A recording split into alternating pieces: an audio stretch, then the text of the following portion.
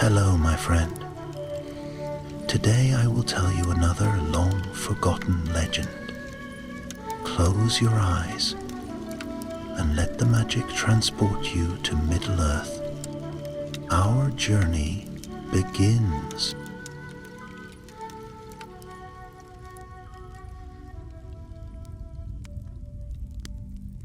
The wind that swept across Bree in those days was sharp with autumn's breath, bearing with it a restless whisper.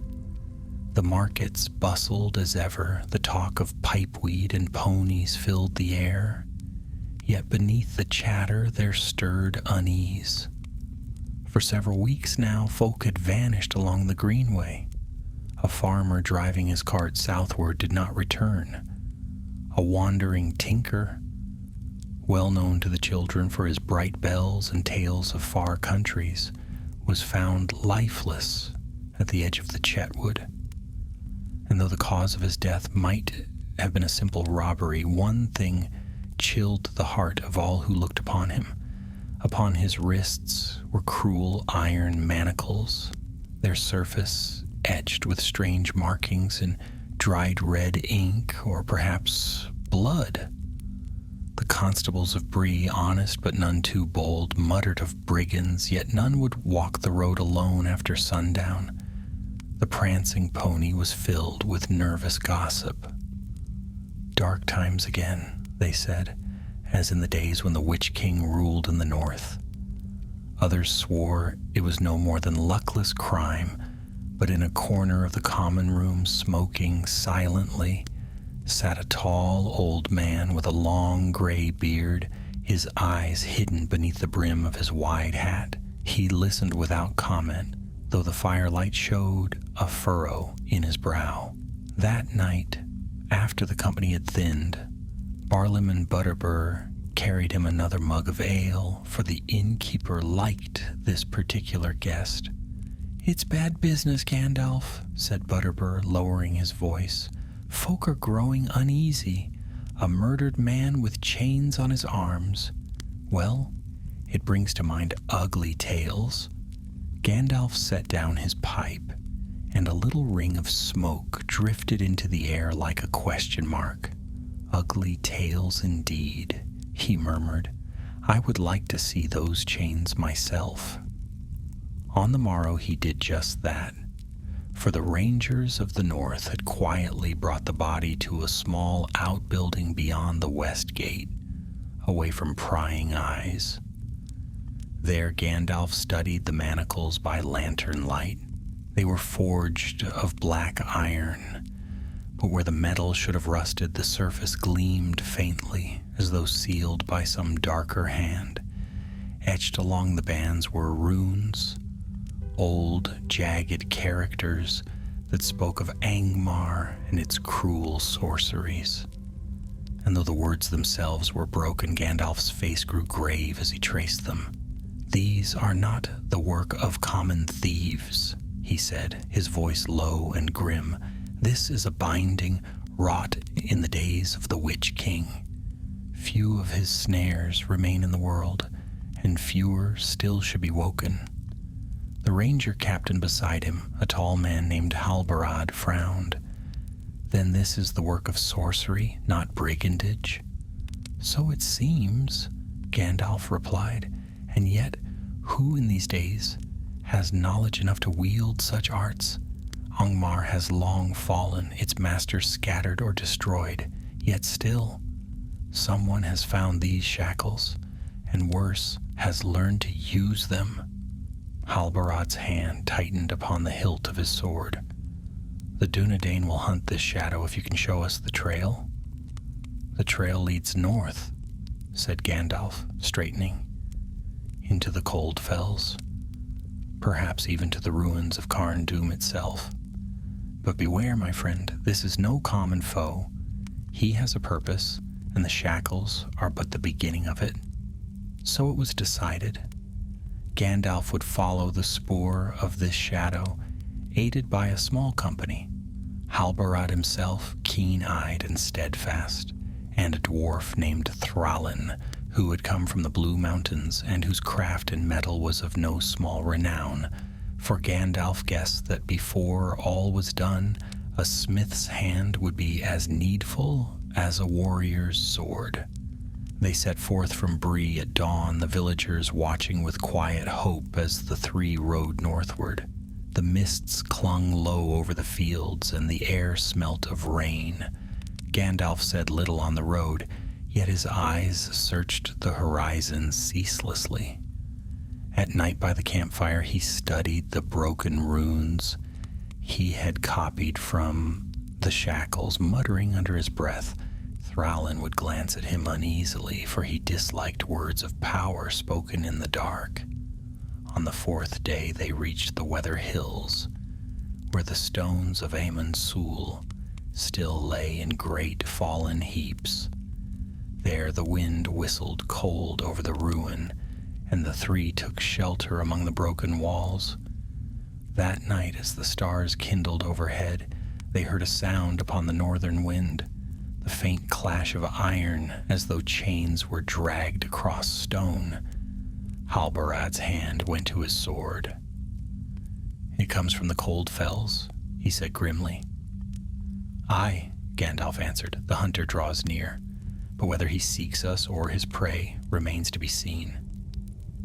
At dawn they pressed on, following faint signs of passage, broken branches, trampled grass, and at last the spoor of men moving swiftly northward with captives.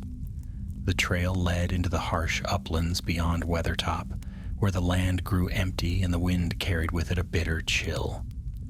Here the company moved with greater caution, for they felt the gaze of unseen eyes upon them. That night Thrallin the dwarf turned to Gandalf. "You say these shackles bind more than flesh," he growled. "What then do they do?" Gandalf looked into the fire.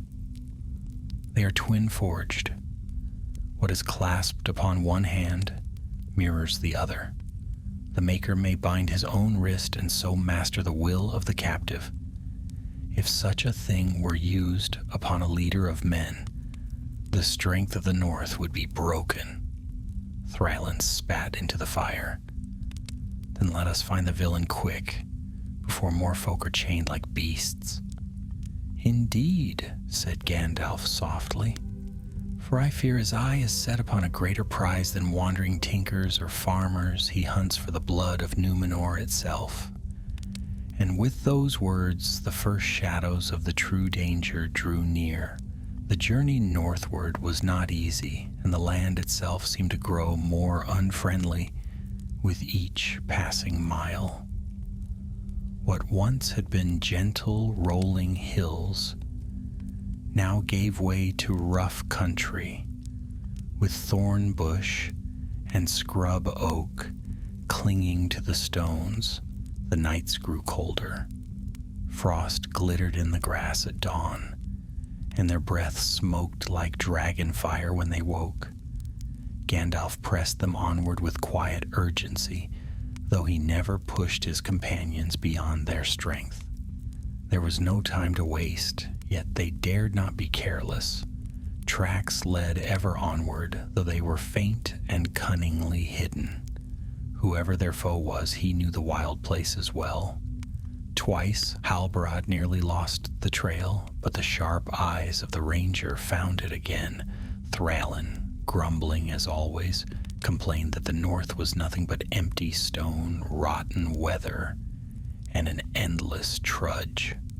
Yet when the dwarf's turn came to keep watch, he was as steady as an oak, and no sound escaped his ears. On the 8th night, they camped beneath a ridge where the land fell steeply toward the cold fells. The sky was hard with stars, and the moon rode high, bright as a silver lantern. Halbarad crouched near the fire, frowning. "There were more footprints today," he said. "I think others have joined them. Prisoners, perhaps. They are dragging their feet." Gandalf's pipe glowed faintly as he drew upon it. "So the net grows wider. He is gathering lives like a fisherman with his catch." He tapped out the ashes. But I wonder why prisoners at all? A sorcerer of Angmar would care little for ordinary folk, unless... He paused and his eyes narrowed. Unless he needs them for his spell work, Thrallin muttered darkly. Sacrifices, maybe. Gandalf shook his head. Not sacrifices, tools. The shackles do not kill, but they bend the will. Imagine a score of men bound, their strength flowing into their master. Imagine him wielding them as one arm, one voice. The thought made Halbarad's face grow stern. Then we must end this before he grows stronger. Gandalf nodded. That is our task, but tread carefully. A foe who dares to wield such relics is no common warlock. He is cunning, and he knows the art of patience. The night deepened. Thrallin was first to sleep, snoring like a forge bellows, and Halbarad took the watch. Gandalf sat awake long after, gazing northward.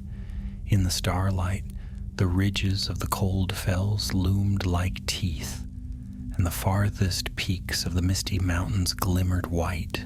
Somewhere in that darkness, the enemy waited. The very next day, their fears proved true. Near noon, as they passed through a narrow valley, the sound of movement reached their ears, harsh voices speaking in a tongue neither dwarf nor man understood. Gandalf raised his hand and the three dropped low behind a cluster of rocks. Soon the source appeared. 4 men, rough-clad, with cruel faces and wild eyes. They dragged behind them 2 captives, a woman and a boy, both bound at the wrists. Iron gleamed in the sunlight upon the woman's arms. Even at a distance, Gandalf could see the markings, faint but red, like firebrands upon the cuffs. Halbarad's face darkened, but Gandalf shook his head, whispering, "Too many to fight openly, and where there are 4, more will follow." So they let the party pass, though it gnawed at them to see the prisoners hauled like beasts. When the way was clear, they followed at a careful distance, keeping to the shadows. The trail wound into a cleft between high ridges, where the rocks were black and jagged. Here the light dimmed and the air grew unnaturally cold. The men ahead vanished into a dark opening in the rock, a cave half hidden by brush. "This will be a lair," Halbarad whispered. "They'll have guards within." "Indeed," said Gandalf softly, "but we must see what lies inside. Thrallin, stay near me." Moving cautiously, they crept forward until they stood at the cave mouth. From within came the echo of voices, the clang of iron, and once or twice a sharp cry. Gandalf's hand clenched on his staff. "We cannot wait. Tonight he may take more than prisoners." Before Halbarad could answer, a voice rang suddenly from within, strong and harsh. "Bring them to the forge. The master will bind them when the fire is hot." At that moment, fate turned. Gandalf and his companions pressed too near, and a loose stone clattered underfoot. Instantly shouts rose inside, and torches flared. Dark figures poured out of the cave, blades flashing. "Back!" cried Gandalf, swinging his staff. A white light burst from its tip, dazzling the foremost of the attackers. Halbarad's sword leapt from its sheath, and Thrallin roared, hurling himself against the nearest foe with the weight of a battering ram. The skirmish was fierce. 3 men fell to Halbarad's blade, while Thrallin smashed another aside with his axe. Yet more came, and their cries filled the narrow gorge. Gandalf struck out with fire and light, but as he did, a figure appeared at the cave's mouth, tall, robed in black, with a pale face marked by red lines. In his hands gleamed a pair of shackles, burning faintly like coals. "Gandalf the Grey," the sorcerer cried, his voice echoing off the stone. "I had hoped for a ranger, or perhaps a lord of Arthedain's line, but you will do." Before Gandalf could answer, the sorcerer flung one half of the shackles outward. It struck the wizard's wrist like a serpent, clamping shut with unnatural force. Fire coursed through Gandalf's arm, and his staff fell clattering to the stones. His voice caught in his throat as though bound by unseen cords. "Master!" cried one of the wild men. "The Grey One is taken!" The sorcerer's pale lips twisted into a cruel smile. "Bind the others. Tonight we march for Carn Dûm." And so it was that Gandalf himself fell into the red shackles' snare. When he woke hours later, he found himself in the heart of the cave. The air reeked of smoke and iron. Around him, prisoners sat in weary silence, their arms ringed with the red-edged manacles. Each face was pale, each movement sluggish, as though their very strength were being drained away. The sorcerer stood at the far side of the chamber, the twin shackle upon his own arm. Fire from the forge gleamed against his pale skin, and his eyes shone with a fevered light. "You feel it, don't you?" he said softly as Gandalf stirred. "The silence in your voice, the weakness in your arm. You are mine now, Grey Pilgrim, as they are mine." He gestured toward the captives. Gandalf met his gaze, silent, his eyes hard as flint. The sorcerer laughed. "Do not glare at me so. Once long ago Angmar ruled these lands, its chains stretched far, its will unbreakable. I will see that rule rise again, and with you as the first stone in my fortress, who will stand against me?" In the shadows, unseen, Halbarad and Thrallin still lived, though bound and watched. Their eyes met, grim and resolute. For though Gandalf was ensnared, the battle was far from lost. The fire roared, the forge rang, and above it all the sorcerer raised his arms, calling upon the dark power of the red shackles. The true struggle had only just begun. The cave stank of smoke and sweat, of unwashed bodies and the tang of hot iron. The prisoners huddled against the walls, silent and hollow-eyed, their wrists ringed with shackles that glowed faintly as though a fire smoldered within the metal. Gandalf sat among them, his back to the damp stone, his gray cloak torn, his staff lying just out of reach upon the floor. The band about his wrist pulsed with a sickly warmth, and though he strained with all his will to call upon his voice of command, no words of power came. It was as though his tongue were bound, his thoughts pulled into silence whenever he tried to utter more than the simplest speech.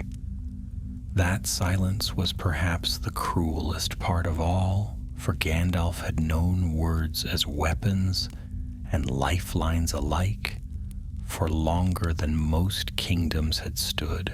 Across the chamber the sorcerer worked at the forge, hammering glowing bars of metal into shape.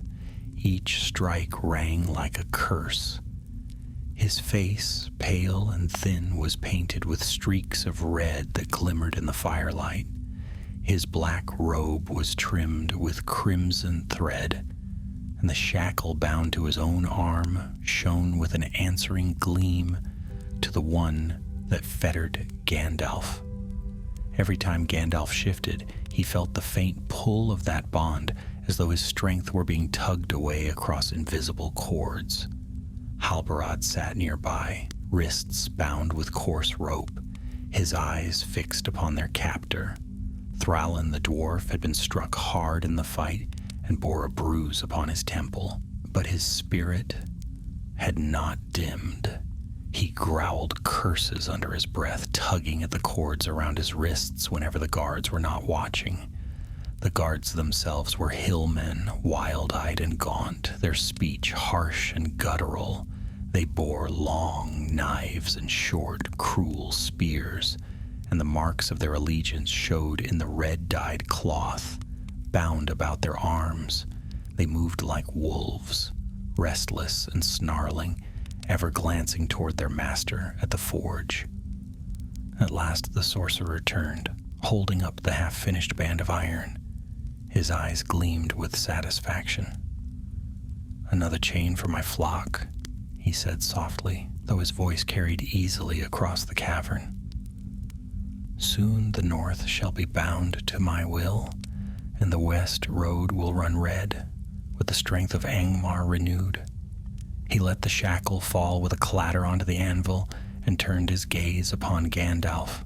"Ah, gray wanderer, I have long dreamed of such a prize. You will forgive me if I use you first. Your strength will make the others all the sweeter." Gandalf met his gaze steadily.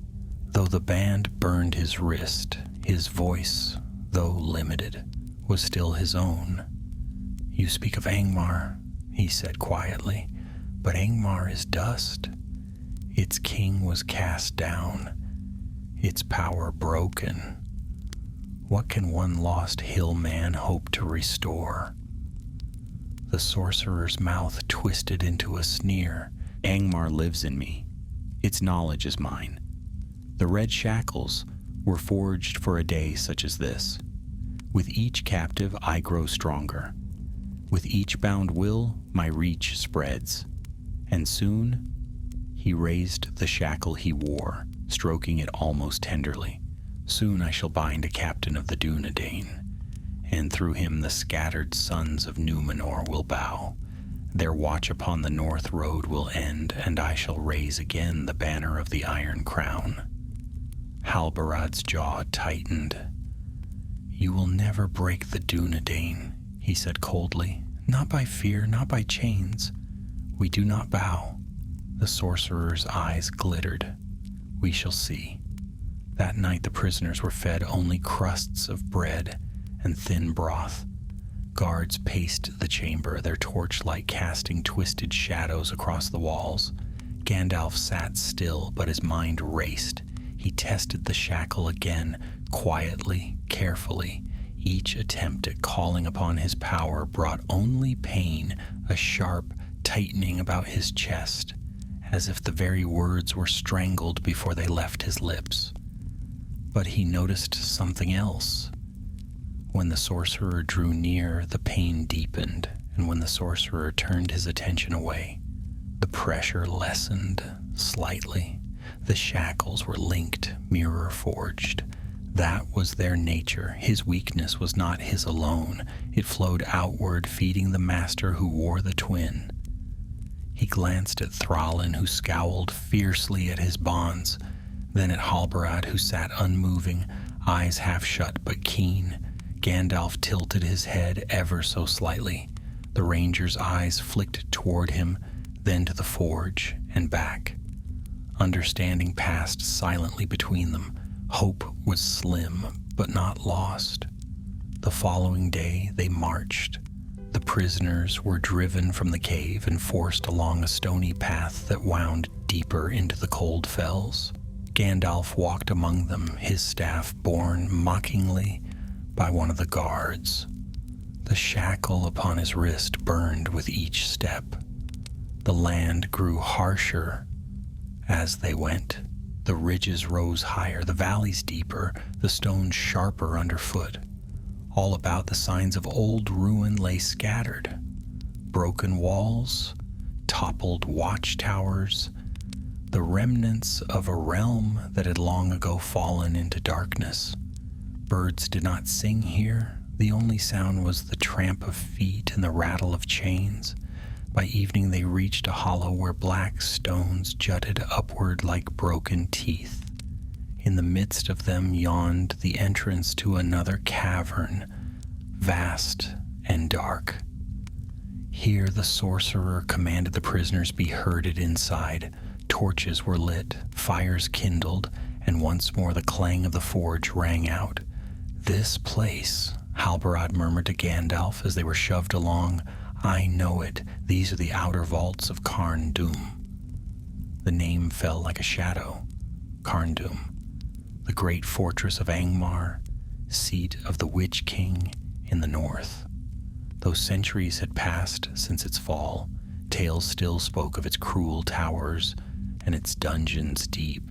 That they stood even at its threshold was ill omen enough. The sorcerer seemed to grow stronger here. His voice rang louder, his eyes burned brighter, and when he raised his arm, the shackles upon the captives glowed red in answer. Gandalf felt his strength ebb further, and his heart grew heavy. Yet still he watched. He marked the layout of the cavern, the placement of the guards, the way the forge's fire leapt and fell. And when Thrallin stumbled close, pretending to trip, Gandalf whispered only one word: "Forge."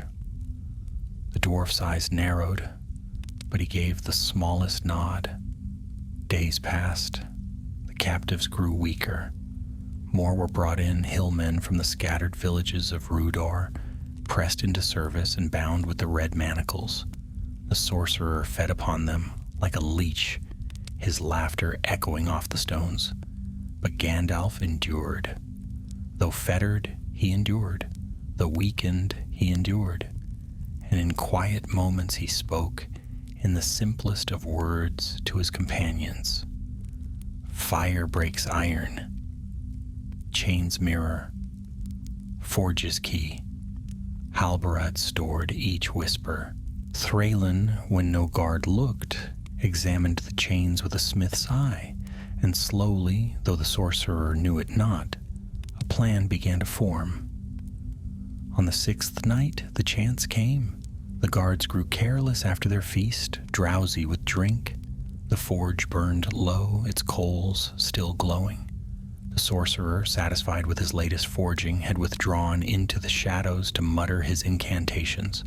Halbarad, lying still as though asleep, whispered, "Now." Thrallin rolled, snapping the frayed cord that bound his wrists. He had been wearing it thin for days with careful rubbing against stone. He slipped free, crawled silently toward the forge, and with one swift movement seized a length of iron from the embers. The guard nearest stirred, but Gandalf coughed loudly, drawing his attention. The dwarf swung the glowing rod with all his strength, striking the guard down before a cry escaped him. In an instant, Halbarad had his sword, and the cave erupted in chaos. Gandalf rose, the shackle burning like fire, but his voice still bound. He snatched up his staff as a guard lunged at him, driving the man back with sheer force of wood and will.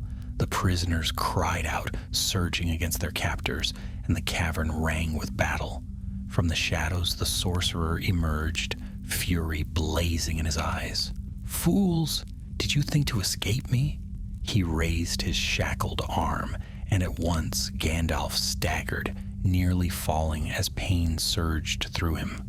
But Thrallin, sweat pouring down his brow, hurled the length of glowing iron into the heart of the forge. Sparks exploded, flames leapt high, and the heat grew fierce. Gandalf felt it at once. The pull of the shackle wavered, slackening as the fire roared. The mirror binding faltered. His voice returned, ragged, strained, but his own. He raised his staff high. "Be still," Gandalf cried, and his words rang like thunder. Light blazed forth, dazzling all who stood in the cavern. The battle had turned. The light from Gandalf's staff burst across the cavern like a storm breaking at sea. Shadows fled to the farthest corners, and every torch sputtered in the sudden brilliance. Prisoners shielded their faces, guards stumbled back, and for the first time the sorcerer himself faltered. His eyes narrowed against the glare, and his voice rose in a cry of rage. "No, you will not break me binding." He lifted his shackled arm, and the iron band upon Gandalf's wrist seared like molten fire. Gandalf staggered, nearly dropping his staff, but he did not fall. Halbarad leapt forward, his sword a flash of silver in the wild light. He cut down one guard, then another, driving through the press with fierce determination.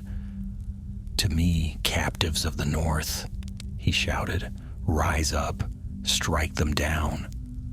The cry was answered. Weary though they were, the prisoners surged against their captors. Some struck with fists, others with stones snatched from the floor. The cavern filled with the chaos of struggle, steel against steel, shouts, the ring of iron on stone. Thrallin fought like a smith defending his forge, his axe biting deep into the spears of the hillmen. Sparks flew as he clove a weapon in two, then swung the heavy head around to fell its wielder. "Come then, carrion," he roared. "You'll not bind a dwarf of the Blue Mountains like a calf for slaughter?" Yet still the sorcerer stood at the heart of it, his voice rising above the din. The runes upon the shackles blazed red, and Gandalf's strength was pulled from him with every heartbeat. His staff grew heavier in his hands, his vision dimmed, and for a terrible moment it seemed the cavern would close about him like a tomb. But then the forge roared. Flames leapt higher, fed by the iron Thrallin had hurled into the heart of it. The firelight reflected upon the chains, and Gandalf felt the binding waver again. He drew a deep breath, clenched his hand upon the staff, and summoned all the will left within him. "You shall not hold me," he cried, his voice thundering through the chamber. "Begone, servant of shadows!" The white light flared once more, striking the sorcerer full in the chest. He reeled back, clutching at his shackle.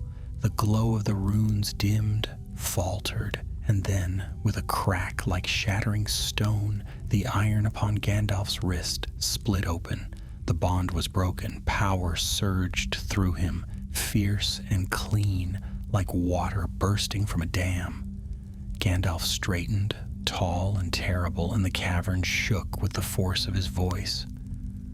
"Away with you!" the sorcerer screamed. He stumbled toward the forge, desperate to strengthen the bond again, but Halbarad barred his path. Their blades clashed, sparks scattering. The ranger's face was grim, his movements swift as a hawk's. Blow for blow, he matched his foe, driving him back step by step. Meanwhile, Thrallin struck the chains from the nearest captives, his axe ringing as it bit through iron. "On your feet!" he bellowed. "Free yourselves! Fight!"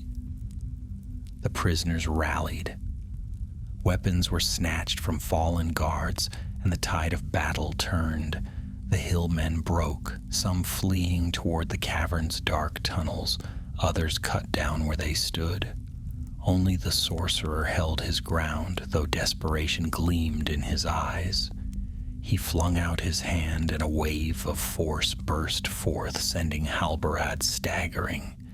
He turned then to Gandalf, his voice hoarse with fury. "You will not undo me, Grey Pilgrim.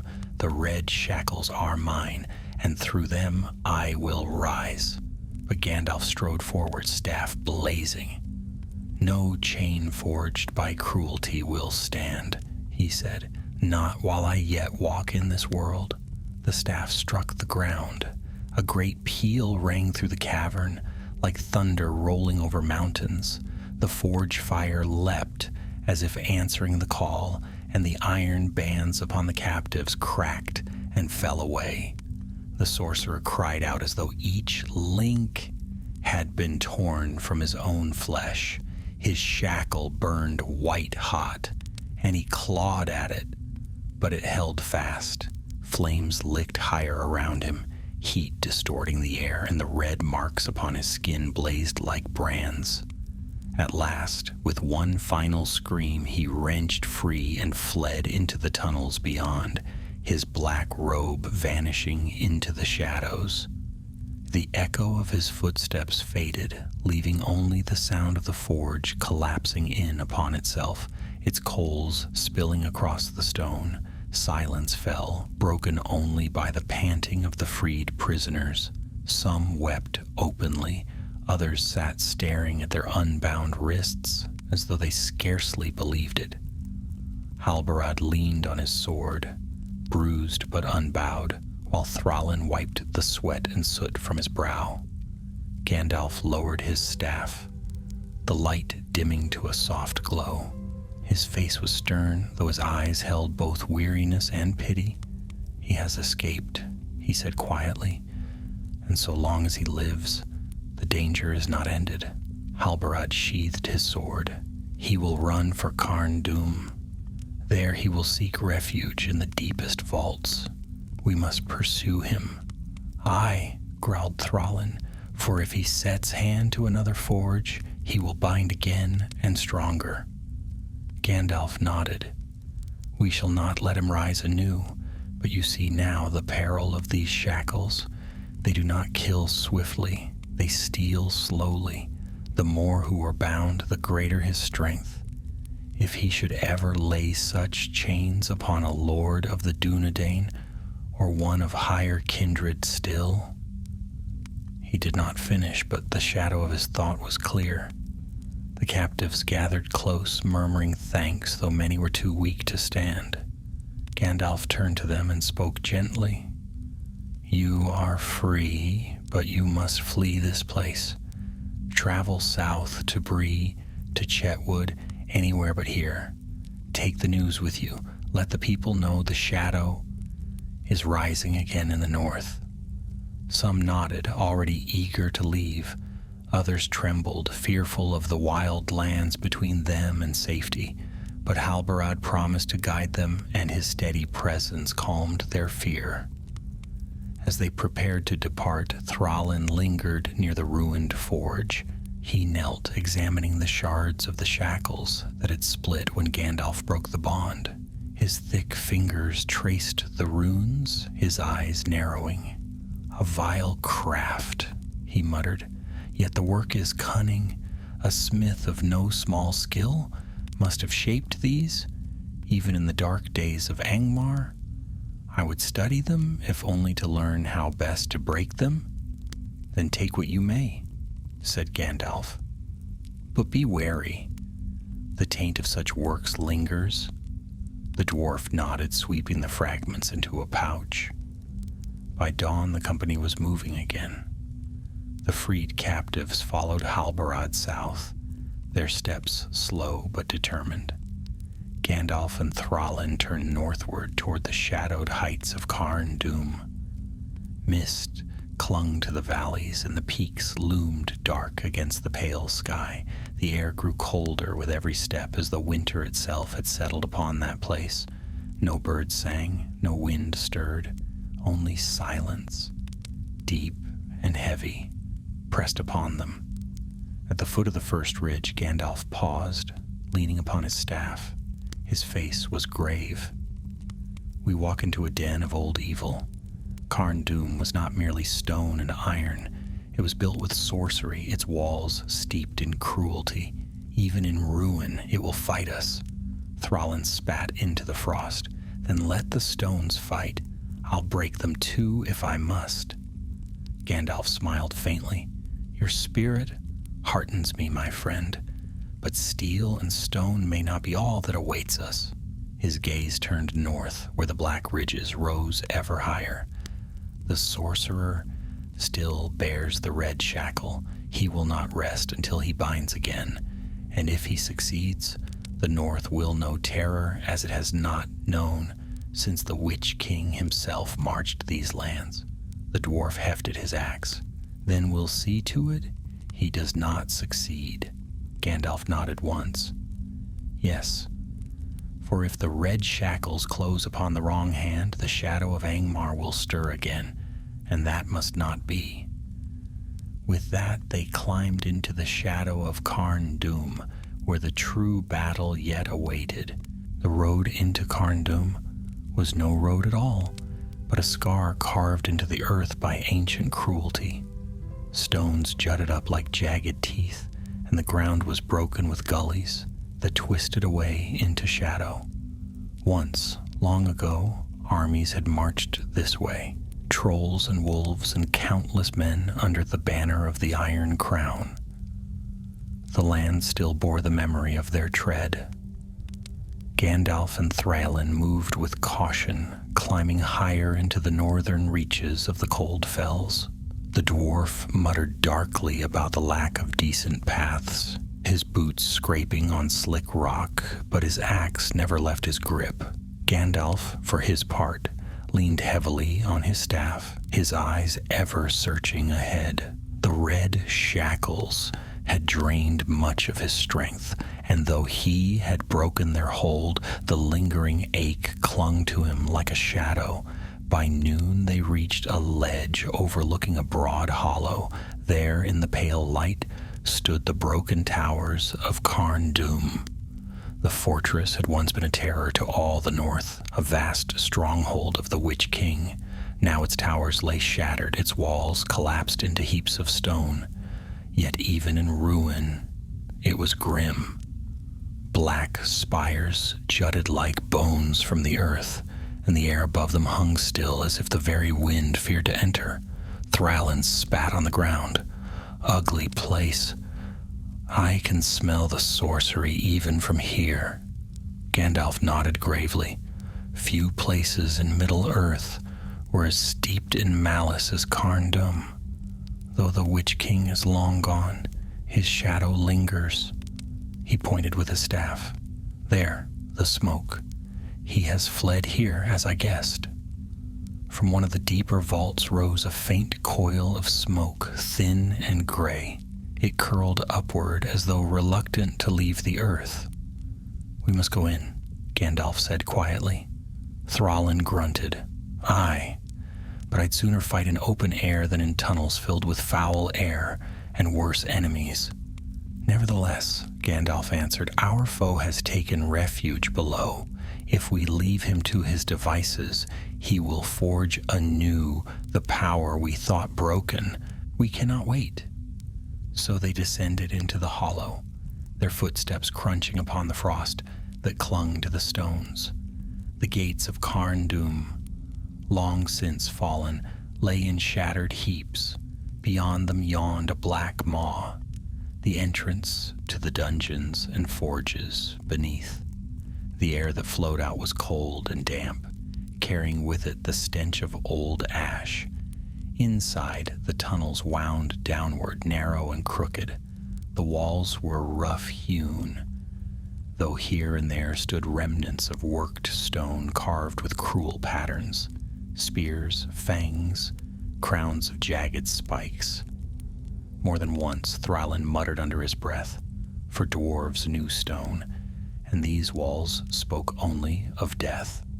At length, they came to a broad hall, its roof high and cracked, pillars leaning as though they would collapse at any moment. Here, faint light gleamed from torches stuck into iron brackets. At the far end of the hall stood a new forge, glowing red, and beside it moved the sorcerer. He was alone, save for a handful of hillmen guards. His black robe hung loose, and sweat gleamed on his pale brow, but his eyes shone brighter than before, fevered with hunger and triumph. In his hand, the red shackle gleamed, its runes glowing as though alive. When he saw them, he laughed. So the gray pilgrim comes into my den at last. Did you think to destroy me in the wilderness? Fool, here the stones themselves serve me. Here the air answers my call. You cannot break me now. Enough boasting, Thralin growled, striding forward with his axe. Come then, coward. See if your stones protect you from dwarven steel. The sorcerer raised his arm. The shackle flared, and the guards surged forward with spears. Gandalf lifted his staff, and a white light burst forth, dazzling the hillmen. Thralin leapt into their midst, his axe whirling, cutting down two with a single swing. The hall rang with cries and the clash of steel, but the true struggle was between Gandalf and the sorcerer. The red shackle glowed brighter, and Gandalf felt again the tug upon his strength. Though no iron bound him now, the sorcerer still wielded the twin, and its power reached toward him like a snare. His limbs grew heavy, his breath short. The sorcerer's voice rose, echoing in the hall. "You cannot escape me, gray fool. The shackle remembers you. Its bond endures. You are mine." Gandalf planted his staff firmly upon the stone. "You wield a toy of shadows," he said, his voice steady, though sweat gleamed on his brow. "But such snares cannot master one who serves the flame of Anor." At that word, light blazed from the staff, a radiance pure and golden. The torches guttered, the guards cried out, and even Thrallin shielded his eyes. The sorcerer shrieked as the light struck him, and the shackle on his arm smoked. But he did not fall. With a howl, he plunged his arm into the forge's fire. The iron hissed, and the runes upon it burned brighter crimson as blood. His strength surged, and he hurled back the light with a wave of his hand. The hall shook, dust falling from the roof. Thrallin roared and flung his axe, striking the forge itself. The iron cracked, sparks leaping high. The flames writhed, roaring louder than before, as though the forge had awoken with anger. Gandalf seized the moment. He strode forward, his staff raised high. "This ends here and now." The sorcerer staggered, the red shackle glowing so brightly it hurt the eyes. His face twisted in fury and pain. "If I fall," he cried, "I will drag you with me." He struck the ground with his free hand, and the floor split. A great fissure opened, belching smoke and flame. The hall quaked, and stones crashed from the ceiling. "Out!" Gandalf shouted to Thrallin. "The place is falling!" But the dwarf snarled, "Not while he still breathes!" and lunged for the sorcerer. The two collided beside the forge, firelight casting their shadows tall upon the walls. The shackle gleamed, the runes blazing, and for a moment it seemed the whole hall burned red. Gandalf leapt forward, his staff striking down upon the iron band. There came a sound like a bell shattering. The shackle cracked, a jagged line running through its length. The sorcerer screamed, clutching his arm as though part of him had been broken with it. The forge exploded in a roar of flame, and the hall collapsed around them. Darkness swallowed everything. When Gandalf opened his eyes, he lay upon a slope of broken stone beneath the open sky. Smoke curled upward from the hollow where Carn Dûm had stood, and the ruined towers leaned more broken than before. The dawn's first light touched the eastern sky, faint and pale. Beside him lay Thrallin, bruised and battered, but alive. His beard was scorched, his axe dented, yet he grinned when Gandalf stirred. "Still breathing, then?" "Good. I feared I'd hauled you out of the fire for nothing." Gandalf managed a weary smile. "The shackle?" The dwarf held up a twisted fragment of iron. The runes upon it were dead, the glow gone. "Shattered. Whatever else happens, he won't be binding anyone again." "And the sorcerer?" Thrallin's grin faded. He gestured toward the smoking hollow. "Lost in the ruin, whether crushed, burned, or fled, I cannot say." Gandalf sighed. "Then our task is not ended. If he lives, he will crawl from the dark again. But his strength is broken for now." The sun rose higher, its light falling upon the broken land. For a moment all was quiet. The fortress of Angmar had been dealt another blow, though its shadow had not been wholly destroyed. Gandalf stood leaning on his staff. "Come, my friend, let us return to Bree. There are folk who must hear of this, and rangers who must be warned. And the red shackles are ended, but the will that sought to wield them may yet endure." And so, weary but resolute, they turned their steps southward, leaving behind the smoking ruin of Carn Dûm. The long road south was slow, though the land itself seemed eager to hasten them away from the ruins of Carn Dûm. The frost that had clung to every stone thawed as they descended, and the air grew less bitter with each passing day. Yet though the chill of the Witch King's fortress lay behind them, Gandalf and Thrallin carried its weight still, for the memory of the red shackles was not easily cast aside. On the third morning they met with Halbarad again. The ranger had guided the freed captives far to the south, and now he returned alone, his cloak tattered and his sword nicked from hard use. Relief softened his weathered face when he saw Gandalf walking toward him across the open moor. "By the Valar," Halbarad said, gripping Gandalf's arm in greeting. "I feared the mountain had swallowed you whole." "Not yet," Gandalf replied with a weary smile, "though it did its best." "And the sorcerer?" Gandalf shook his head. "Broken, but not slain. The shackle lies in pieces, but its maker may still draw breath." Halbarad's mouth tightened. "Then the Dunedain must be told at once. If he lives, he will return." "Aye," Thrallin grunted, hefting the pouch that carried the fragments of iron. "And I'll not rest easy till I know what these cursed runes mean." The craft was wicked, but it was craft nonetheless. Someone must have taught him, or left books behind. Gandalf nodded. "We will see to it, but for now, let us make for Bree. There the word can be spread swiftly, and from there we may decide our next move." The journey took more than a week, for they avoided the Greenway, wary of ambush. They moved instead through the wild, sleeping beneath hedges or in hollow trees, taking what food the land offered. More than once, Halbarad led them to hidden stores the rangers had left, barrels of dried meat, skins of water buried beneath cairns. Without such foresight, their strength might have faltered. Along the way, they spoke little of what had passed in Carn Dûm, for each was lost in his own thoughts. Yet when the nights were longest, Gandalf would draw out the twisted fragments of the shackle and study them in the firelight. The runes were faint now, dead, but their forms were harsh, cut deep into the iron. "They were not made in haste," he murmured once.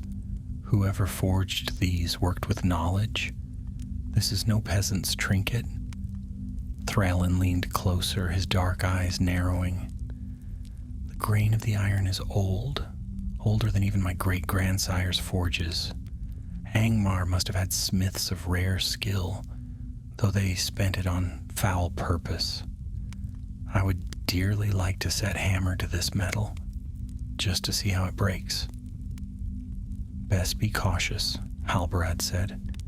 "If it carries any curse, you might find it breaking you." The dwarf snorted, but he tucked the pouch carefully away. At last, Bree's familiar hedge and gates rose before them. The guards at the west gate blinked in surprise to see them, for rumors of their journey had spread swiftly after the disappearance of the prisoners. But when Gandalf gave his name, the gates were opened without question. The prancing pony had not changed. The smell of roasting meat, the chatter of travelers, the clink of mugs. Yet the moment Gandalf stepped into the common room, silence fell. Men and hobbits alike turned to stare. It had been whispered that the old gray wanderer had gone north to face some nameless peril, and now here he stood again, alive. Barlaam Butterbur bustled forward, wringing his hands.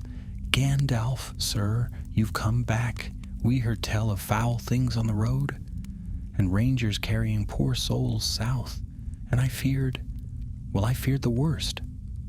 "The worst was narrowly avoided," Gandalf said, laying a hand on the innkeeper's shoulder.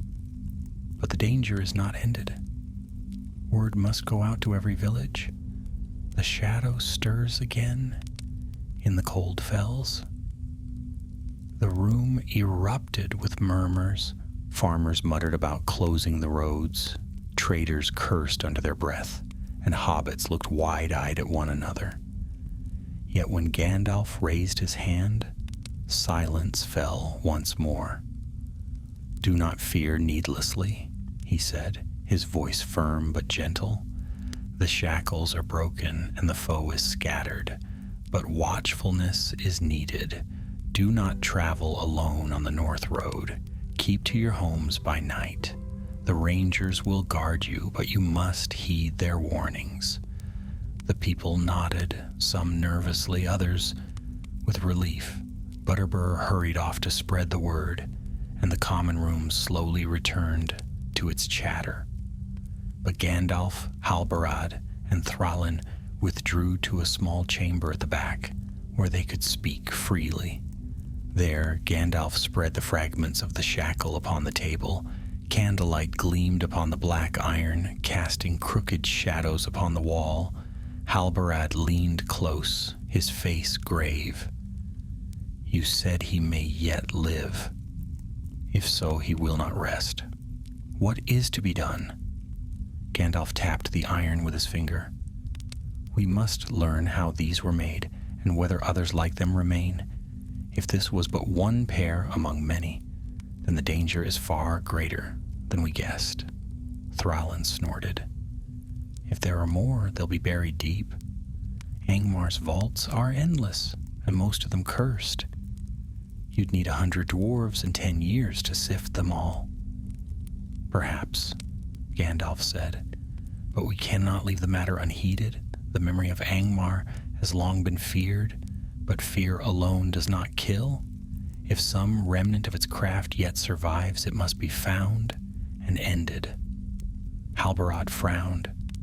"And what of the sorcerer himself? If he crawls from the ruin, then he will find we are waiting," Gandalf said quietly.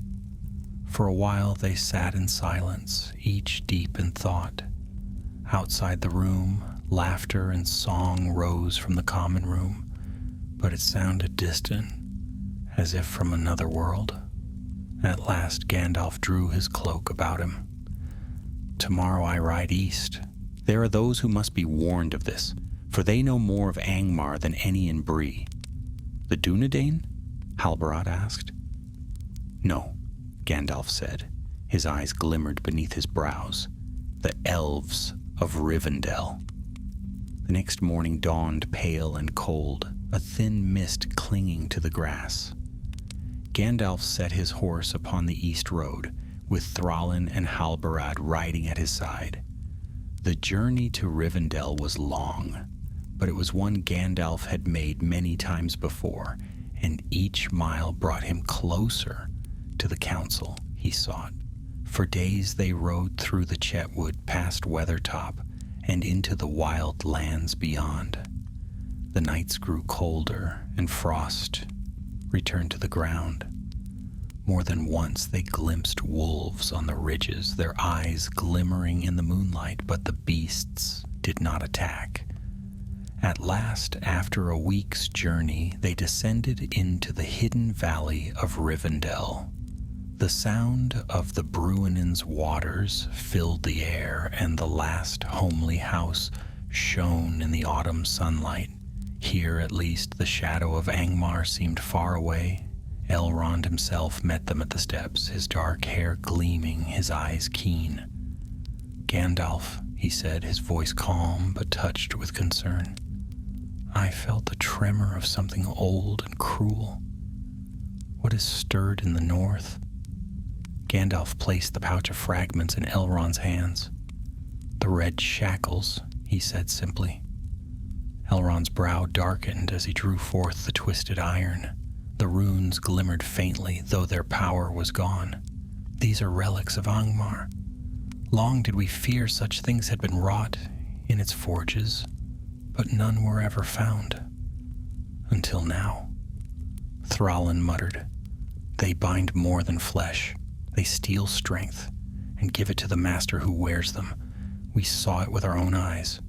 Elrond nodded slowly. A cruel craft indeed, and if one such relic survived, others may lie buried still. Halbarad clenched his fists. Then we must scour the cold fells, burn every vault, tear down every stone, until nothing remains. Easier said than done, Elrond said gravely. The ruins of Angmar are many, and the shadows there are deep. Yet your words are not without wisdom. Watchfulness must be redoubled. He looked to Gandalf. Tell me all that has passed. And so Gandalf told the tale from Bree to Carn Dûm, sparing no detail. Elrond listened in silence, his eyes darkening as the story unfolded. When at last it was done, he closed the pouch of fragments and laid it aside. "This sorcerer you speak of," he said quietly, "if he lives, he will not rest until he has bound again. And if he has read the lore of Angmar, he will know where to seek more of such relics. He must not be allowed to rise." Gandalf's face was grave. "Then we must hunt him. But first we must know more of these shackles, how they were made, how they can be unmade forever." Elrond inclined his head. "There are scrolls in my keeping that speak of Angmar's forges. We shall study them together." And so within the halls of Rivendell, the next stage of the struggle began. Rivendell was calm, as it always seemed to be, the sound of water rushing down from the mountains, the scent of pine and autumn leaves, the halls filled with warm lamplight, and the songs of elves. To come there from the ruins of Carn Dûm was like waking from a nightmare. Yet Gandalf knew too well that shadows often reached even into such sanctuaries, for evil did not respect borders of beauty or peace. Elrond welcomed them into his library, a chamber vast and filled with the scent of old parchment and cedar. Tall shelves lined the walls, crowded with scrolls and bound books that had endured centuries. In the center, a great table stood, and upon it Elrond laid the pouch of fragments. The black iron looked out of place in that bright room, like a piece of night fallen into day. "The red shackles," Elrond murmured, running his fingers lightly over the jagged pieces. "Few in Middle-earth know these by name, and fewer still have seen them. Yet they were feared even among the wise in days long past. They were said to have been forged at Carn Dûm itself, in the furnaces that burned without ceasing beneath the Iron Crown." Thrallin leaned forward, his rough hands flat upon the table. "I saw how they worked. A man chained was no longer himself. His strength, his will, even his voice, they all flowed into the hand of the master who bore the twin. If that's not sorcery woven with smithcraft, I've never seen it." Elrond inclined his head. "Indeed, they were made for domination. Each shackle mirrored the other. When the master wore one, the slave wore the other, and the master's will was the stronger. It is said the Witch King himself delighted in their use, for they did not kill, but enslaved." Halbarad frowned deeply. "And you believe more of them remain?" "I fear it," Elrond said gravely. "Angmar's vaults were many, and when that realm fell, not all of its secrets were destroyed. Some were hidden, some lost, some perhaps even carried away. And now, after long silence, one has returned to the world." Gandalf's hand tightened on his staff. "The sorcerer we faced knew what he carried. This was no chance discovery. He had studied, perhaps even been guided." "Guided by whom?" Halbarad asked quickly. Elrond's eyes grew distant. "There are whispers still of those who served Angmar. Not all hillmen forsook their oaths when the Witch King fell. Some clung to his memory, passing their lore in secret. That one of their number should rise now is no surprise, though it is ill news indeed. Thrallin scowled. Then we must find them, root them out before they breed more trouble. Easier said than done, Elrond replied calmly. They are cunning and scattered, and the north is wide. But knowledge is a weapon also, and we must first arm ourselves with it. For if more shackles lie hidden, we must know how to destroy them utterly. He turned and gestured to the shelves. There are scrolls here that speak of Angmar's sorceries. Few have read them in an age, but we shall search. For 3 days they pored over the scrolls. The library of Rivendell was deep, and Elrond had preserved writings from the days of Arnor and even from the wars with Angmar. Gandalf read swiftly, his brow furrowed, while Halbarad traced every mention of the hillmen and their customs. Thrallin puzzled over sketches of forges and strange symbols, muttering to himself about alloys and runes. On the second evening, Elrond brought forth a brittle parchment, its script faded. Here, he said, laying it carefully upon the table, this speaks of the shackles. Listen. He read aloud, his voice low but clear. Twin forged are the bands of red, one to master, one to bind. By fire and blood were they wrought, by fire and blood are they unmade. Yet beware, to break one is to wound the other, and the master is not easily slain. Silence followed. The fire crackled in the hearth, and the night wind sighed against the windows. So it is true, Gandalf said at last. They were made as a pair, bound together.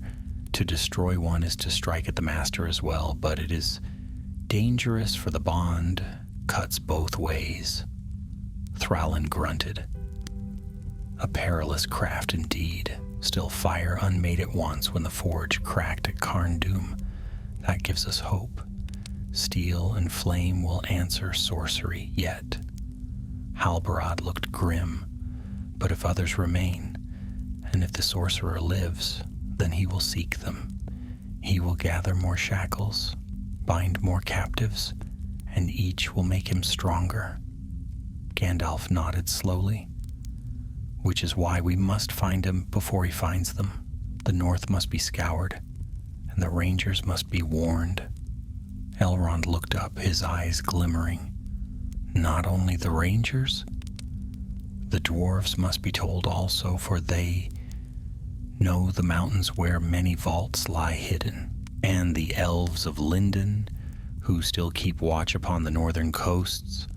This danger belongs to all free peoples, not to one alone. And hobbits? Thrallin asked, half in jest, half in curiosity. Elrond smiled faintly. Let the hobbits keep their peace while they may. Their time will come, but not yet. Gandalf said nothing, though his eyes flickered with a strange light. On the fourth morning, Halbarad made ready to depart. I will ride to my kinsman, he said. The Dúnedain must be warned. If this foe rises again, we will need every sword. And I, Thrallin declared, will return to the Blue Mountains. My kin must know what craft was uncovered. We will search our own records, old though they are, for any word of such forges. Gandalf clasped their hands in turn. Go swiftly and keep watch. I will remain a while here with Elrond to study further. When I know more, I will find you again. They parted at the bridge over the Bruinen. The river roared below, bright in the morning light, and their voices were nearly lost in its thunder. Yet they spoke their farewells firmly, knowing well that their paths might not cross again for some time. As Halbarad and Thrallin rode away, Gandalf turned back toward Rivendell, his cloak flapping in the wind. His heart was heavy, but his purpose was clear. The red shackles were not the end of a tale, but only its beginning. That evening, Elrond walked with him beneath the trees. The stars shone bright above, and the sound of the waterfalls filled the night. "There is more you have not said," Elrond murmured. Gandalf sighed. I fear the shackles were not his only weapon. If he found such relics, who can say what else he uncovered? The vaults of Angmar were filled with horrors, and even a fragment of that knowledge is dangerous in the wrong hands. Elrond looked to the stars. And in these days, Sauron stirs again in the east. Shadows lengthen across all lands. It would not surprise me if this sorcerer's awakening were no mere accident, but part of a greater design. Gandalf frowned. Perhaps. Yet I must tread carefully. Not all threads are clear, and not every shadow is cast by the same hand. Still, I will not let this pass. I will find him, and if the shackles still live in memory, I will see them ended. Elrond inclined his head. Then go with my blessing, Mithrandir, and may the light of the stars guide you, wherever the shadow falls deepest. And so the council ended, but the shadow of Angmar had not been ended. It had only shifted deeper into the dark, waiting for its hour. The days passed swiftly in Rivendell, though Gandalf seldom rested. From dawn until the lamps were lit, he bent over the parchments Elrond had placed before him, searching for fragments of knowledge. Some scrolls spoke in riddles, their words wrapped in metaphor, while others had been copied from the annals of Arnor and told grimly of war against Angmar. Again and again one truth returned. Angmar's strength had not lain only in its armies, or the terror of the Witch King himself, but in the cunning devices wrought in its hidden forges. Among these the red shackles were named with loathing, but whispers of others troubled Gandalf most. Chains to bind, blades to poison the mind, helms that filled the wearer with endless rage. Whether these were truth or legend, he could not yet be certain, but he knew well that oftentimes legend held more truth than men wished to believe. One evening, as the last light of sunset painted the cliffs crimson, Elrond came to the library where Gandalf sat. He carried with him a scroll sealed with a silver clasp, and his face was thoughtful. "I have found something," he said, "that may aid you. It is an old record kept by my forefathers of the final assault upon Carn Dûm." He unrolled the parchment, and the elegant, elvish script shone in the lamplight. Gandalf leaned forward, his sharp eyes catching every line. The forges burned yet when the Witch King fled. Elrond read, "And though we cast them down, not all were quenched. Some vaults lay hidden deep under stone. There was found a great chamber filled with chains red as blood. These were broken and scattered, yet some feared fragments might endure. We sealed the vaults and set no mark, for we wished no memory of that place to remain." Silence followed. Gandalf's hand tightened upon his staff. So there were more than one pair. Elrond inclined his head gravely. "It seems so. And though the vaults were sealed, stone and silence are not always faithful guards." "Then our task grows heavier," Gandalf murmured. "For if the sorcerer knows where such vaults lie, he may uncover them. Already he wielded one pair. With another he might bind twice as many, and with each captive his strength will swell." Elrond laid the scroll aside. "Which is why we must act before he regains his footing. You should not hunt him alone, Mithrandir." "Perhaps not," Gandalf said with a weary smile. "Yet often I have found myself alone when need arose. Still, Halbarad rides with the Dunedain, and Thrallin returns to the Blue Mountains. Perhaps between them some news will be brought, and if the sorcerer moves again, his shadow will not go unnoticed. Elrond studied him. Take care, my friend. Angmar's poison is slow but deep. Even broken, the shackles have touched you. Do not bear their burden alone. Gandalf inclined his head, though he did not answer, for he had indeed felt the weight of the red shackles still, as if some echo of their silence lingered in his bones.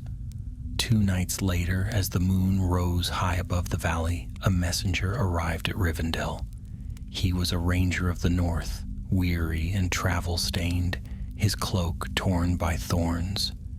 He asked at once for Gandalf and Elrond, and when brought before them he gave grave tidings. Another village has vanished, he said. In the wild lands west of the Horwell, houses stood empty, fires cold. No blood was found, no bodies, only chains, red-marked, lying in the dust. Elrond's eyes darkened. So he lives, the ranger nodded grimly, and he gathers strength again. The Dunedain have begun the hunt, but the land is wide and the tracks vanish in the hills. Gandalf rose at once. Then we cannot delay. He has struck again sooner than I feared. He seeks captives, and captives will lead him to power.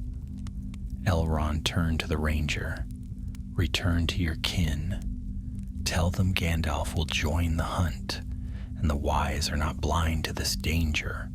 The man bowed, then departed into the night. When he was gone, Gandalf looked to Elrond. I must ride at dawn. Elrond placed a hand upon his shoulder. Then may the stars light your road. Take what aid you need and go swiftly. So it was that Gandalf set forth once more, leaving the safety of Rivendell behind. He rode alone, for swiftness was needed, his horse's hooves striking sparks upon the east road. By day he pressed hard, and by night he rested little, for the thought of villages falling silent gnawed at him. The land grew wilder as he passed north and west, and the signs of fear grew clearer. At one hamlet the people barred their doors at his approach until they saw who he was. At another, they begged him to bless their homes with words of protection. Gandalf did what he could, though in truth, no blessing could shield them from what might come. At last, after many days, he reached the place the ranger had spoken of, a small settlement tucked among the hills, its houses built of rough stone, yet it was empty. The doors hung open, the hearths were cold, and not a sound stirred. In the dust of the road lay chains, manacles black as night, marked with faint traces of red. Gandalf knelt, touching them lightly. No power stirred in them now. They were spent, like husks. But the mark was plain. They were here, he murmured, and they have taken all. He searched the village long, but found no living soul nor any sign of struggle. It was as if the people had been led away without resistance, bound by the shackles' will. That thought chilled him more than blood upon the stones. At last he mounted his horse again and turned north, for he knew where the trail must lead. Back into the wild lands of Rudor, where the ruins of Angmar still festered. By evening he came upon a narrow vale where the wind whistled like a lament. There he made camp, though his thoughts were troubled.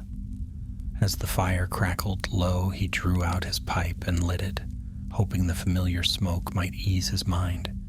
But as he smoked, he heard a sound, the faint clink of iron carried upon the wind. He rose swiftly, staff in hand, and peered into the darkness. From the shadows of the hills came a figure, stumbling, chained. It was a woman, her eyes vacant, her wrists ringed with red-edged iron. She moved as though sleepwalking, her steps slow, her face pale. Gandalf hurried to her, speaking softly. Peace, child, you are safe." He reached to break the chains, but the moment his hand touched them, pain shot through him. The runes flared faintly, though weak, and he felt again the pull of the shackles. The woman gasped and collapsed, as if freed from some hold. Gandalf lifted her gently, carrying her back to the fire. She lay breathing faintly, as though in deep sleep. He stared at the chains. They were weaker than before, their glow faint, but they lived still, and if they lived, then so did the sorcerer. Gandalf's jaw tightened. So, the hunt begins anew. He cast the chains into the fire. They hissed, the runes glowing briefly before fading to dull iron. But he knew well that fire alone would not end them. Rising, he looked northward where the hills loomed black against the stars. Somewhere there his foe waited, gathering strength. And Gandalf, weary though he was, knew he could not turn aside. The shadow of Angmar had risen once more, and this time the game was only beginning. The woman slept through the night, though her rest was troubled, her breath shallow. Gandalf kept watch beside her, feeding the fire with fallen branches and glancing often into the shadows of the hills. The chains he had cast into the flames lay twisted and blackened now, the runes upon them faint and lifeless. Yet even ruined, they gave him no comfort. The craft that had birthed them was not wholly destroyed, and he feared that each fragment, however spent, was a thread that led back to their maker. At dawn, the woman stirred. Her eyes fluttered open, and she gasped as though waking from a dream. For a moment she looked around in confusion. Then her gaze fell upon Gandalf, and she shrank back. "Peace," Gandalf said gently, lowering his staff so that its glow softened to a warm light. "You are free now. The shackles no longer bind you." She pressed her hands to her face, as if testing whether she could move of her own will. Tears welled in her eyes. I remember nothing," she whispered. "One moment I was in the village, and then darkness, voices, chains, and then nothing." Gandalf nodded. "The shackles steal more than strength. They steal memory too. Be grateful you remember little." She looked at him with fear. "The others, my husband, my children, they were taken with me. Where are they?" Gandalf's heart sank. He had found only her, stumbling alone. "I cannot say," he admitted, "but I will find them if they yet live. Tell me your name." "Lithiel," she whispered. "Then, Lithiel, you must go south. There is safety still in Bree, and the rangers watch the road. You cannot follow where I must go." She clutched at his sleeve. "But my family—" "I will seek them," Gandalf promised firmly. "But you must not linger here. The shadow hunts in these hills." Tears glimmered in her eyes, but she bowed her head. Gandalf gave her food for the road and pointed her southward, though his heart was heavy as she walked away. Alone he turned north, toward the dark ridges of Rudor, where he knew his quarry would be. The land grew harsher with every mile. The hills rose steep and bare, their slopes strewn with boulders. Brambles clawed at his cloak, and the wind that whistled through the gullies carried no birdsong. More than once Gandalf found old stones half buried in the earth, remnants of towers or walls, long fallen. Rudor had been a kingdom once, but Angmar's shadow had devoured it, and now it lay desolate, its people scattered or corrupted. As he climbed, he found signs of passage, footprints in the dust, scraps of rope, the blackened remains of campfires. The trail was fresh. The sorcerer's followers had passed this way, and not long ago.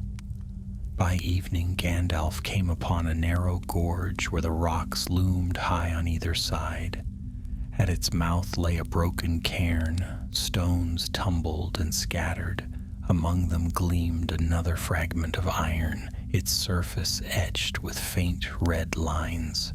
Gandalf stooped, lifting it carefully. The shard was small, perhaps once part of a chain link, but its touch was cold as ice. They mark their path with their own corruption, he muttered grimly. He slipped the shard into his pouch, though he disliked carrying it, and pressed onward. The gorge twisted and wound deeper until the light of the sky was little more than a strip above. At last, it opened into a hollow where crumbling ruins stood, the remnants of an old watchtower, its stones cracked and overgrown with moss. Smoke rose faintly from within. Gandalf crouched among the rocks, watching. Figures moved about the ruin, rough men in dark cloaks, armed with spears. Among them he glimpsed others, villagers bound and weary, herded like cattle. His heart clenched. Lethiel's husband and children might be among them, but even from a distance he saw the faint gleam of shackles upon their wrists. He knew better than to rush in. The sorcerer was likely near, and though the shackles no longer bound Gandalf himself, their power could still turn captives against him. He must be cunning. As night fell, he crept closer, weaving shadows around himself. The guards muttered in their harsh tongue, speaking of their master's triumphs. Gandalf listened, piecing together what he could. He says the vault lies close, one man whispered. Aye, said another, a chamber deep under the hill, chains still unbroken, waiting for the master's hand. Gandalf's blood ran cold. Another vault, more shackles. The sorcerer had found what he sought. He drew back into the shadows, his mind racing. Alone he could not free so many captives, nor face the sorcerer and his guards. He would need help, and quickly. The next day Gandalf turned aside, riding east with all speed. He knew where help might be found, though it lay days away. The rangers kept hidden watch posts scattered through the north, and if Halbarad had returned from Rivendell, he would be among them. For 2 days he rode, sleeping little, until at last he came upon a cairn of stones marked with the sigil of the Dunedain, a star carved into the rock. There he gave a whistle like the call of a night bird. From the trees, rangers emerged, tall and grim, their cloaks gray and green. At their head was Halbarad. His eyes widened in relief. Gandalf, I had feared the worst. Word came that the sorcerer struck again. He has, Gandalf said grimly. A village was taken. I found one woman freed by chance, but the rest are in chains. Worse still, he has found another vault. More shackles lie within. A murmur of anger ran through the rangers. Halbarad's hand tightened on his sword. Then we march. Show us the way. Gandalf nodded. But we must be careful. If he binds too many, even swords will not avail us. We must strike swiftly before he can raise the shackles again. That night beneath the stars, Gandalf sat with Halbarad. Apart from the others, they spoke quietly, their faces lit by the small fire. He grows bold, Halbarad said, to strike openly, to march captives across the land. He does not fear us. He believes the shackles make him untouchable, Gandalf answered, but they are also his weakness. They mirror his strength, but they also mirror his pain. If we can break them again, we can break him. Halbarad's eyes gleamed. Then let us break them. Gandalf drew a long breath. It will not be easy. He will guard the vault closely, and the captives may be turned against us. But it must be done. If more shackles are loosed upon the world, the North will not withstand it. They sat in silence for a time, listening to the wind in the trees. At last Halbarad rose. "We ride at dawn." Dawn broke cold and clear. The rangers moved swiftly, silent as shadows, guided by Gandalf. By midday they reached the gorge once more. From the cliffs above they looked down upon the ruin. The guards still lingered, and the captives huddled within. And at the center, before the broken tower, stood the sorcerer himself. His robe was darker than before, but his face was the same, pale, fevered, marked with red lines. Upon his arm gleamed the half-shattered shackle, reforged with cruel skill. He raised it high, and the captives stirred, their faces blank, their eyes dull. "See," he cried, his voice carrying even to the cliffs. "The red shackles live again. Soon the vault shall open, and all Rudor shall kneel." Gandalf's grip tightened on his staff. "So," he murmured, "he has risen once more." Beside him, Halbarad drew his sword. "Then today we end him, or fall in the attempt." The rangers nodded, their faces grim.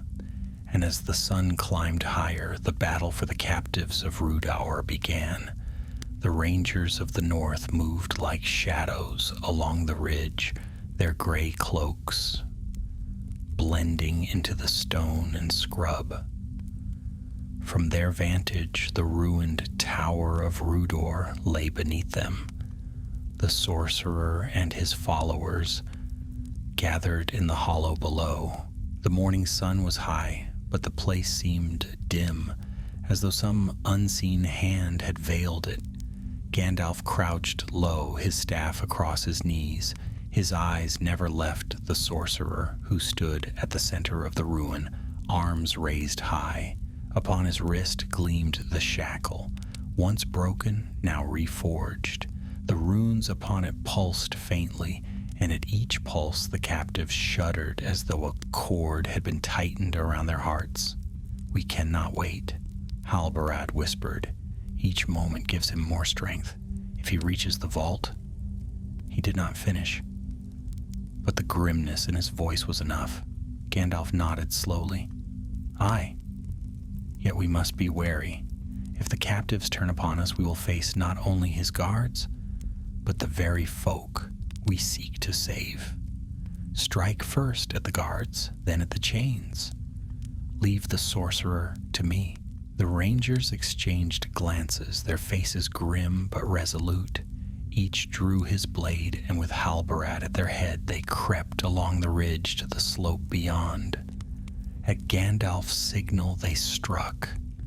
Arrows hissed down from the heights, felling 2 guards where they stood. The rangers leapt from the rocks with cries of war, blades flashing in the sun. The hillmen shouted in alarm, spears rising, but they were taken by surprise. Steel clashed on steel, and the hollow rang with battle. Halbarad fought at the forefront, his sword biting deep. "For the north!" he cried, driving the foe back step by step.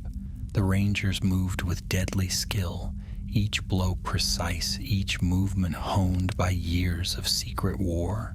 Yet even as the guards faltered, the captives stirred. Their eyes glazed, their movements stiff.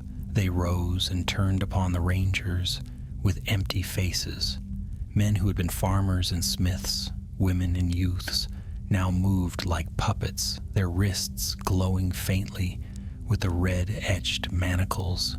"Hold them," Halbarad shouted. "Do not harm them." The rangers faltered, for to strike against such folk was crueler than any battle. They turned their blades aside, parrying blows but not answering them. The fight became chaos, steel flashing against steel, while all the while the sorcerer laughed. "See," he cried, his voice echoing against the stones. "They are mine, your friends, your kin, bound to my will. You cannot free them." Gandalf strode forward, his staff blazing with white light. "Enough," he thundered. The captives faltered, blinking as though waking from a dream, But the sorcerer raised his shackle high, and the runes blazed red. Pain shot through them, and once more their wills bent. "You cannot break me, gray fool," the sorcerer snarled. "I am Angmar reborn." Gandalf's eyes flashed. "Angmar is dust," he said coldly, "and so shall you be." He raised his staff, and a great light burst forth, brighter than the sun. The sorcerer staggered, shielding his eyes, and the shackle upon his wrist smoked. Yet he did not fall. With a cry he turned and fled toward the base of the tower, where a dark stair yawned, leading down into the earth. "The vault awaits," he shouted. "Follow if you dare." The hillmen, seeing their master retreat, fought all the harder to hold the rangers back. The captives, too, surged forward under his command, though their movements were clumsy, their faces twisted with pain. "Halbarad!" Gandalf cried. "Hold them here. Free the captives if you can. I will not let him reach the vault." Without waiting for an answer, Gandalf leapt after the sorcerer, his staff blazing in the gloom. The stair was steep and narrow, carved deep into the rock.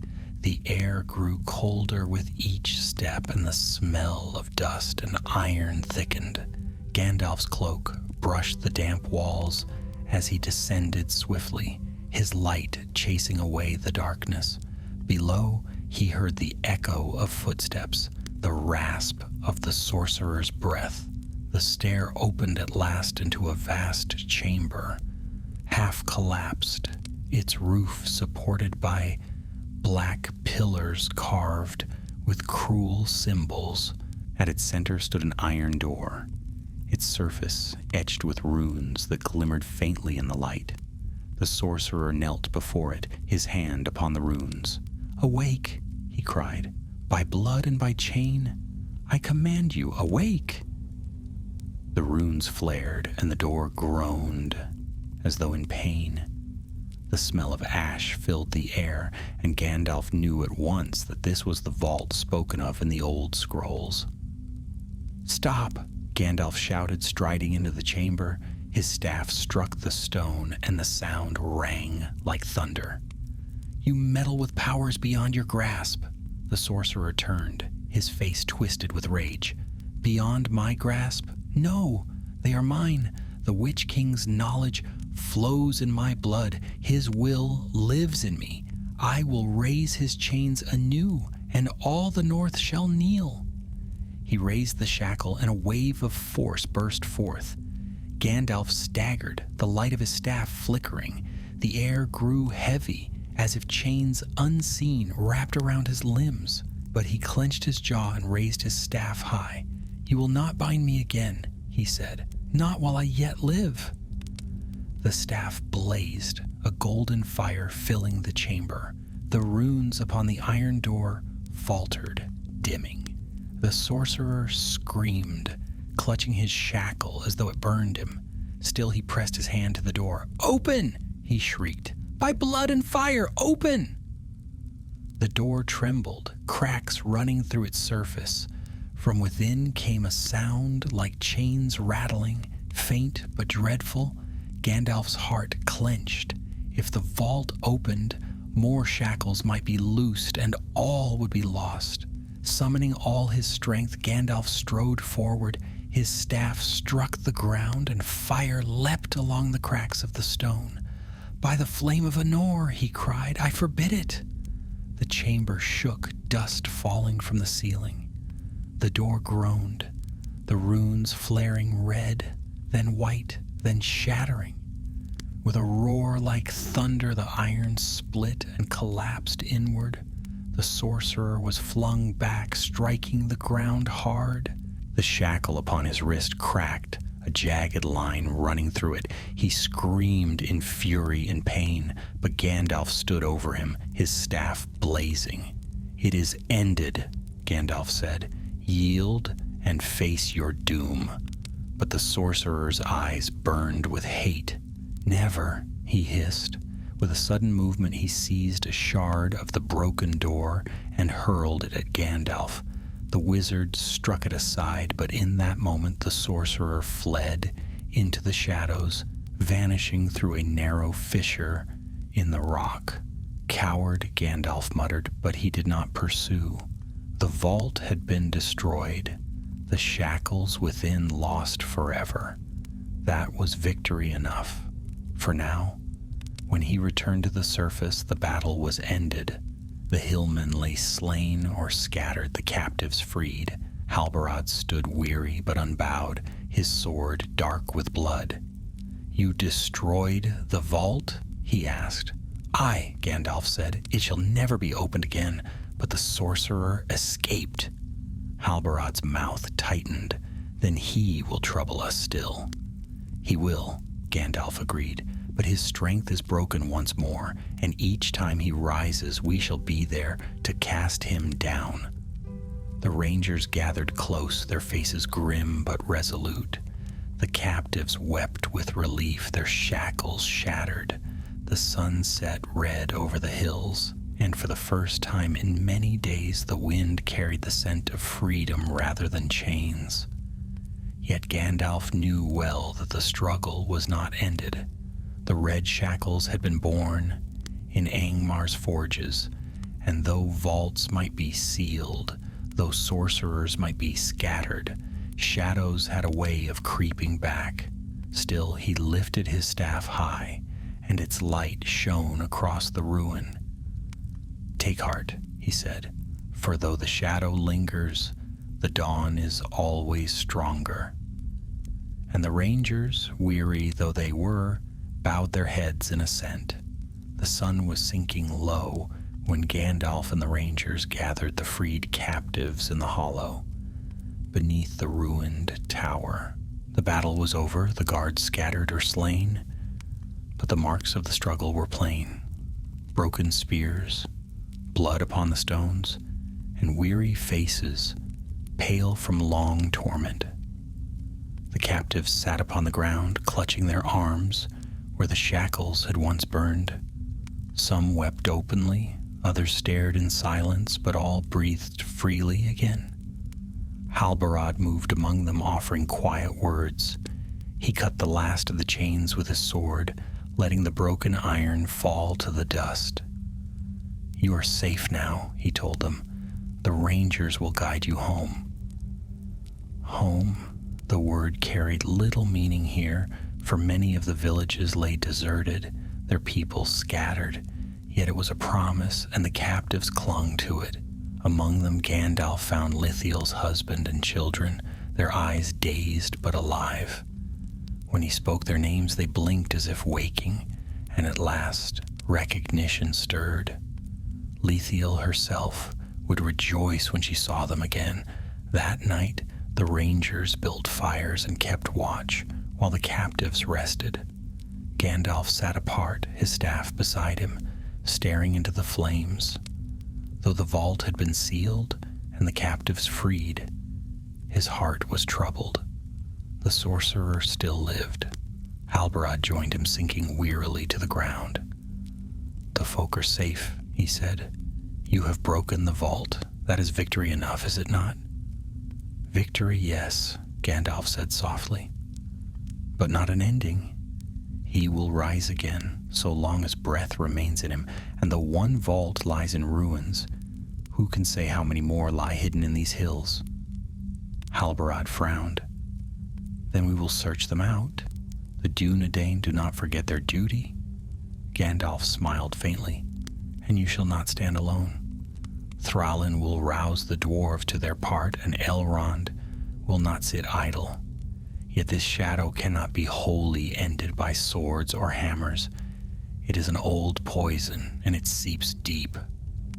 They sat in silence for a time, the crackle of the fire, their only companion. At last, Halbarad rose to make his rounds, and Gandalf remained alone with his thoughts. Above him, the stars shone bright, cold, and clear. The company moved south in the days that followed, guiding the captives toward safer lands.